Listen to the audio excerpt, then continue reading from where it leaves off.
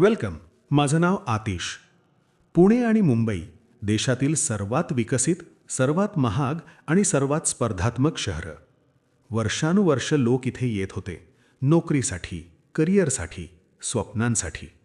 पण आता एक वेगळीच ट्रेंड दिसतेय. लोक या शहरांमधून बाहेर पडत आहेत. होय, स्वेच्छेने. का? शहरं बदलली आहेत की लोकांची प्राधान्य बदलली आहेत? Pause and think. जर संधी शहरात आहे तर लोक गावाकडे का वळतायत? हा विषय महत्त्वाचा का आहे? हा फक्त स्थलांतराचा विषय नाही. हा आपल्या विकासाच्या मॉडेलवर प्रश्नचिन्ह आहे. आपण वर्षानुवर्ष एक समजूत करून घेतली. शहर म्हणजे प्रगती, गाव म्हणजे मर्यादा. जर लोक पुन्हा गावाकडे वळत असतील तर कदाचित विकासाची व्याख्या बदलत आहे. हा बदल housing market, job market, local economy, agriculture आणि सोशल स्ट्रक्चर या सगळ्यावर परिणाम करणारा आहे. 1990 नंतरच्या आर्थिक उदारीकरणानंतर भारतात अर्बनायझेशन वेगाने वाढलं. मुंबई आर्थिक राजधानी बनली. पुणे IT आणि एज्युकेशन हब म्हणून पुढे आलं.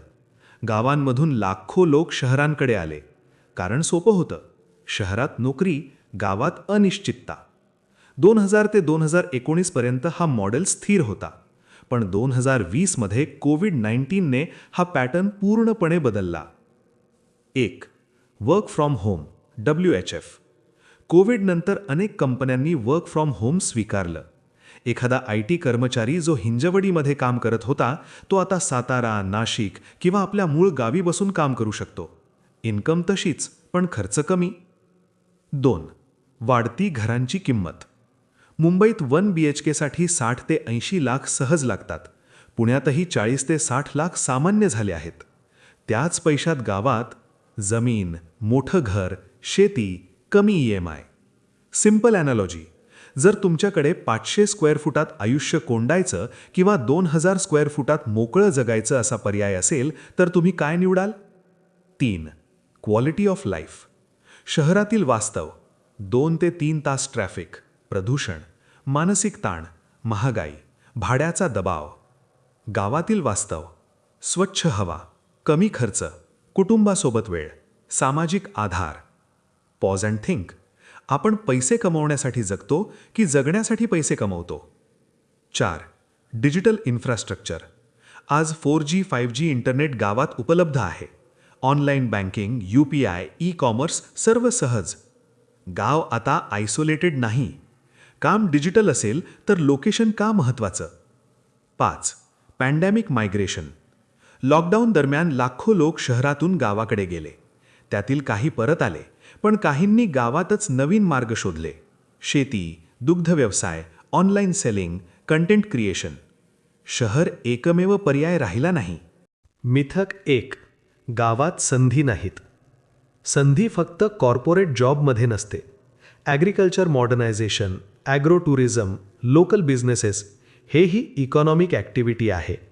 मिथक 2. शहर सोडणं म्हणजे अपयश. सक्सेस म्हणजे फक्त पॅकेज नाही.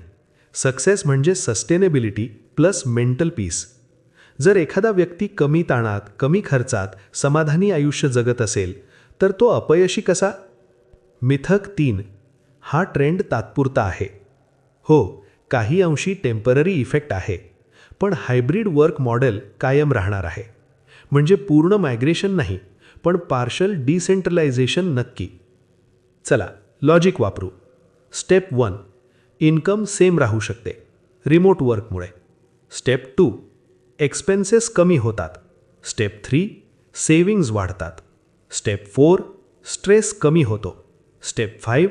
क्वालिटी ऑफ लाईफ सुधारते. Equation. Income equals same, expenses equals down, savings equals up, stress equals down. हे इक्वेशन रॅशनल वाटत नाही का?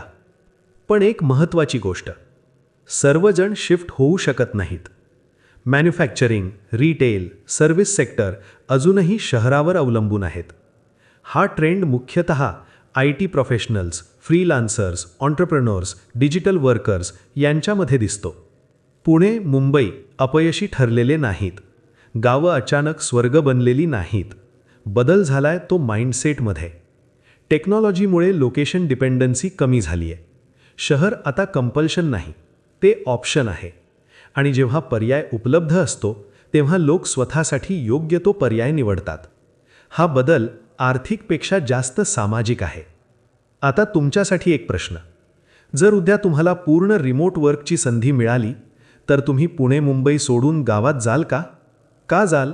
का जाणार नाही? कॉमेंटमध्ये तुमचं मत नक्की लिहा. पुन्हा भेटू पुढच्या लॉजिकल ॲनालिसिससोबत. धन्यवाद.